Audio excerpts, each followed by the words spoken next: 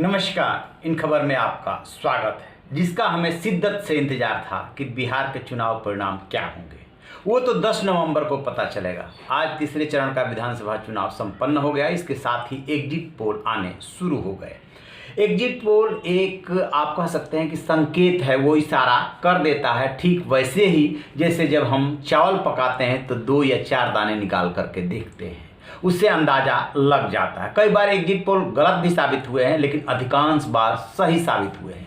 तो आइए एक नज़र डालते हैं कि कौन से एग्जिट पोल में कितनी सीटें किसको दी जा रही है। तो एबीपी न्यूज़ और सी वोटर ने जो एग्जिट पोल किया है, उसमें जो एनडीए है उसको 104 से 128 सीटें दे रहा है।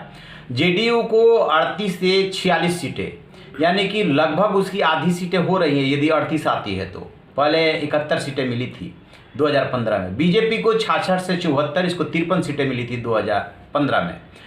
वीआईपी को 4 और हमको 0 से 4, और वीआईपी को भी 0 से 4। और उधर महागठबंधन की बात करें तो उनको जो है 108 से 131 सीटें दी जा रही है।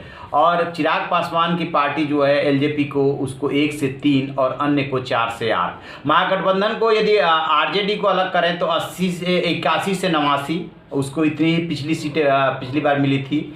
कांग्रेस को 21 से 29, कांग्रेस को 27 सीटें मिली थी पिछली बार। और लेफ्ट को 6 से 13 सीटें दे रहा है एबीपी न्यूज़ सी वोटर।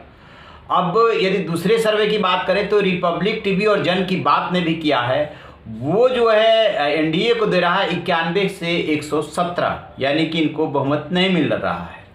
और जो महागठबंधन है उसको दे रहा है 118 से 138, यानी कि रिपब्लिक टीवी जन की बात के मुताबिक महागठबंधन की सरकार बन सकती है। लेकिन ये एलजेपी को 5 से 8 सीटें दे रहा है और अन्य को 3 से 6 सीटें।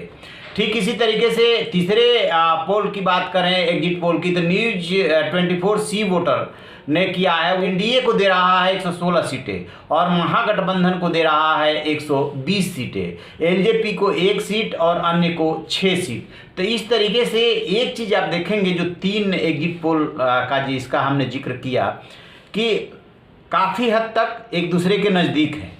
एक जो है रिपब्लिक टीवी जन की बात, वो जो है एनडीए को नीचे दिखा रहा है, उसकी सीटें कम दिखा रहा है। और आरजेडी के क्लियर कट मेजॉरिटी की बात कर रहा है, क्योंकि 118 यदि आती है, वहाँ पे 243 सीटें हैं तो 122 पे बहुमत बनता है। तो बहुमत के नज़दीक है, 118 से 138 के बीच में दे रहा है।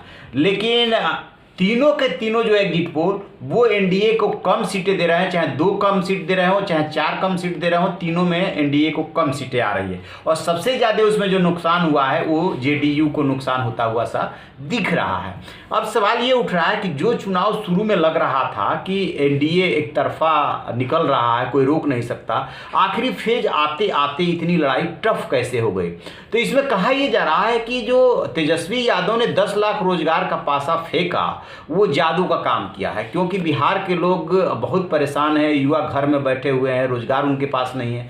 तो जो युवा वर्ग निकला है वोट डालने के लिए, या जो यंग लोग हैं, वो माना जा रहा है कि उसने महागठबंधन को वोट किया है और उसी का नतीजा है कि महागठबंधन बढ़त ले रहा है। खैर, ये तो अभी संकेत है, और भी कुछ एग्जिट पोल आ जाएंगे तो हम आपको बताएंगे। आप देखते रहिए इन खबर। Thank you.